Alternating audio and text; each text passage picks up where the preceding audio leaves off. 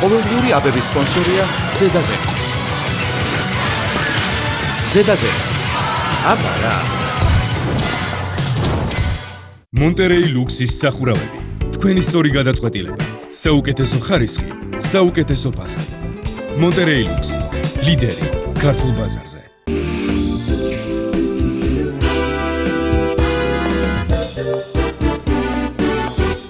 საიმედო ფარმაცია ყველასთვის, სახალხო აფთიაქი.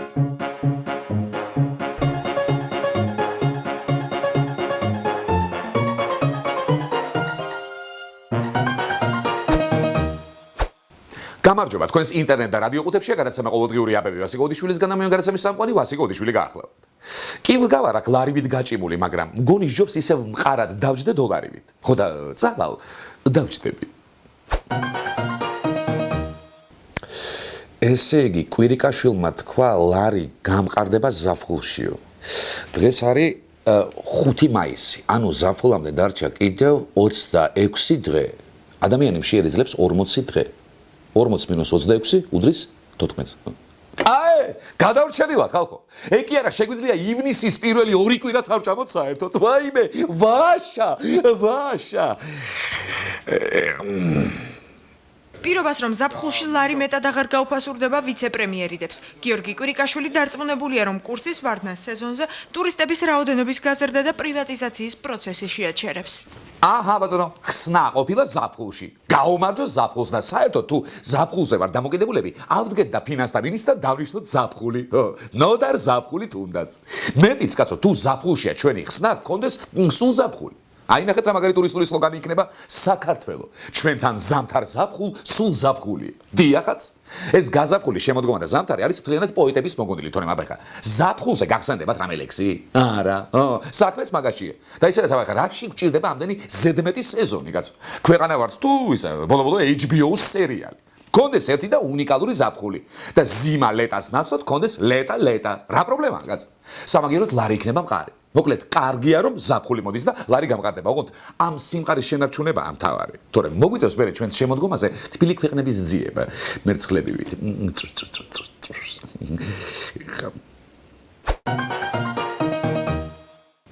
აი რომ გეგონათ ხელისუფლების შემდეგ ნაცები რადარებიდანაც გაქრებიანო, სულ ტყუილად, ვერ მოგართვით. ნაციონალურმა მოძრაობამ ძალიან მალე იპოვა თავისი ფუნქცია და სააქციო საზოგადოება ჩამოყალიბდა. ადრე თუ ქვეყანას მართავდა, ახლა ქვეყნის აქციებს მართავს. ხმაური იყო ცოტა ხნის წინ ეკონომიკის სამინისტროსთან ერთიანი ნაციონალური მოძრაობის წევრები აქ რამდენიმე არასამთავრობო ორგანიზაციის წარმომადგენლებთან ერთად მივიდნენ და საპროტესტო აქცია გამართეს. შეკრებილები ქვეყნის ეკონომიკური გუნდის უმოქმედობას აპროტესტებდნენ და მინისტრის პოსტიდან გადადგომას ითხოვდნენ. რამდენიმე არასამთავრობო ორგანიზაციის წევრები დღეს ყოფილი პრემიერის რეზიდენციასთანაც შეიკრიბნენ. აქციის მონაწილეებმა ბიძინა ივანიშვილის დაპირებები შეახსენეს და სიმბოლურად საწარმოების და ქარხნების მაკეტები მიიტანეს. არასამთავრობოები მთავრობის გადადგომას ითხოვდნენ. ვიშ, რასჯობია კაცო ამათ ყურებას ოპოზიციაში. და ახლა ვხვდები რომ ამათი ხელისუფლებაში ყოფნაც მხოლოდ მოსამზადებელი ეტაპი იყო მარადიულ ოპოზიციაში გადასასვლელად. აი ახლა ამდენი მაკეტი რომ მოიტანეს აქციაზე, გონიათ ახლა ეგ მაკეტები ახლა დაამზადეს? არა კაცო. ეს ის მაკეტები ადრე ჩემი ნამაღლარი რო ხსნიდა ხოლმე, როგორც ნამდვილ ქარხნებსა და საავადმყოფოებს. ახლა ცოტა ხელი შეავლეს და მაკეტებათაც გამოდგა. თუმცა ხელისუფლება მაინც ჭაობია კაცო. რაღაცას აიჩემებ და მეორე ფერე დაუსრულებლად. მაგალითად, ცოცხი დუბინკა. ეხლა ამას სიკვდილი იმას ჩამოშვა, ამას სიკვდილი მაგა. გაბერვითაც მხოლოდ ხალხს ბერავ, ტყუილებით. ახლა კიდევ როგორ გაიხსნათ ნაცებს კრეატივი ხედავთ? ხან ზვიგენს ბერავენ, ხან პინგვინს, ხან ზებრას. რა თქმა უნდა ხალხსაც ტყუილები. არა ძმაო, რა თქვენ ოპოზიციიდან გასაშვები ხალხი არ ხართ, არა. სულ აქ უნდა იყოთ და მარტო აქციები, ხო? 100 წელი. ანუ მარტო ამ მთავრობას კი არა, ყველა მომავალ მთავრობას უნდა უმარტოთ აქციები და არც ერთი არ დაინდოთ. ხო, ეხლა იმედია ესეთი ხელისუფლება აღარასოდეს გვეყოლება აქციებს რომ აკრძალავს ან დაარბევს, მაგრამ ახლა თუ მაინც მოხდა და როდესმე ეგეთი ხელისუფლებაც მოვიდა, მაგასაც არ აუშავს, ხო? სანუგეშოთ ის მაინც დაგხვდება რომ სამაგიეროდ, აი თქვენ რომ გიყვარდათ, ზუსტად ისე ამოგინაყავენ მაგ ცხვირპირს. ხო. ეკონომიკის მინისტრი ამბობს, ზაფხულში გაუმჯობესდება ეკონომიკური მდგომარეობაო. ზაფხულში რატომ? რატომ და უამრავი მერცხალი ბრუნდებაო. მერე, დაგამერე კაცო, დაგვასკლინტავენ და პული იცისო.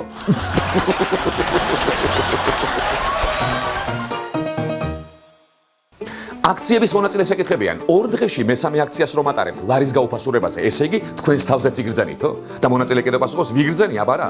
ადრე ერთ აქციას რომ ვატარებდით, იმისი ფული მთელი კვირა ყოფნიდაო.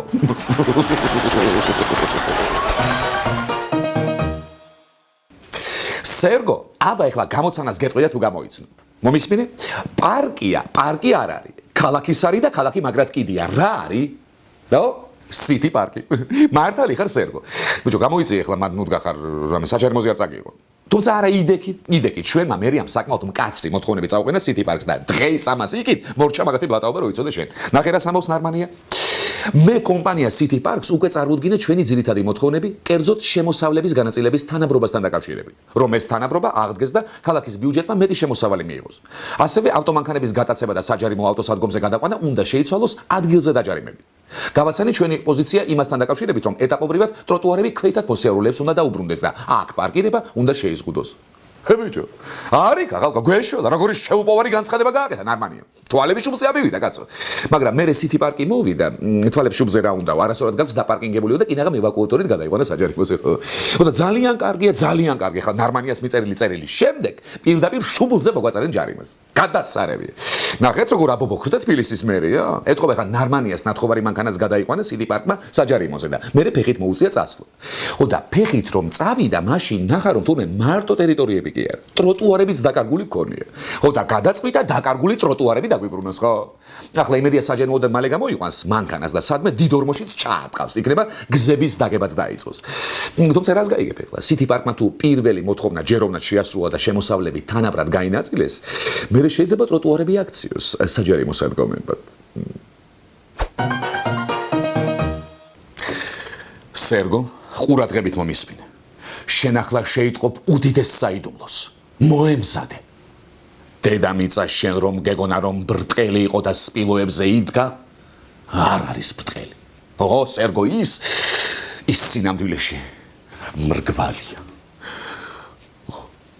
ჯონდი ბაღათურია არასაპარლამენტო ოპოზიციის ერთ ნაწილთან ერთად სპეციალურ განცხადებას გაავრცელებს. პოლიტიკოსი ფიქრობს, რომ ქვეყნის პრემიერ-მინისტრი სამთავრობო ცვლილებების დროს დამოუკიდებელი არ იყო. ბაღათურიას აზრით, ღარიბაშვილზე ბიძინა ივანიშვილის გავლენა იგრძნობოდა. რა მოულოდნელად ჩამოჰკრეს უბედურების ზარებმა. ყველა საიდუმლოს ფარ დაეხადა. აი თურმე სად იყო დაკარგული ჯონდი ბაღათურია. ის ჩასაფრებული აკვირდებოდა ყველაფერს და თავის დროს ელოდა. და ეს დროც დადგა. დიახ, სინამდვილეში ბიძინა ივანიშვილი მართავს თურმე ყველაფერს. მეტიც, მაგ ლოგიკით ღარიბაშვილიც ბიძინა ჩემის კაცი გამოდის. ღმერთო როგორ ვერ ხვდებოდით ამას აქამდე. იცოდეთ, ახლა უკვე ყველაფერი ვიცი და თმის ღერიც რო ჩამოუვარდეს ჯონდის თავიდან, ყველა მივხვდებით რომ ეს ბიძინა ივანიშვილის ხალხმა გააკეთა. ჯონდის კიდევ მადლობა სიმამაცისთვის. კოცონზე დაწვას რომ არ შეუშინდა და ეს შეშმარიტება საზოგადოებამდე მოიტანა. აი მე ახლაც კი მიჭირს გავიმეორო ის რომ ირაკლი ღარიბაშვილს სინამდვილეში მართავს ბიძ არ შემიძლია. ამიტომ დაუჯერე ჯონდის მარგველა ჩემო, დაუჯერე. უარი თქვი მაგ მინისტრებზე და ვინმე ისეთი დანიშნე, ვინც ბიზნესჩემის გავლენით არ იქნება მთავრობაში. მაგრამ პრობლემა ის არის, რომ მასეთი კაცის საპოვნელად არ მგონია კონსტიტუციით მონიჭებული ის ერთი კვირა გეყოს.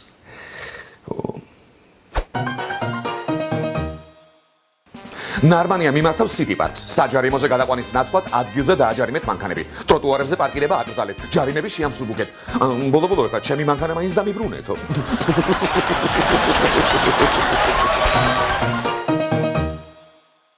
ჯონდი ბაღათურია ამბობს, ღარიბაშვილს სინამდვილეში ბიძინა მართავსო. და ახლა რატომ ამბობ მაგასო? რატომ და ბოლოს ვინმეს ხომ უნდა ეთქვა სიმართლეო?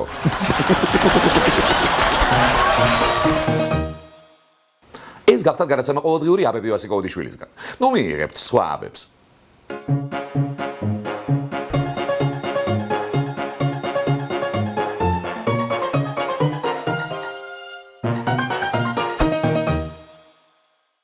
ყოველდღიური აბების სპონსორია ზედაზე.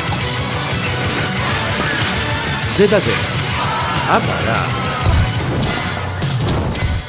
მონტერეი ლუქსის სახურავები. თქვენი სწორი გადაწყვეტილება. საუკეთესო ხარისხი, საუკეთესო ფასადი. მონტერეი ლუქსი, ლიდერი ქართულ ბაზარზე.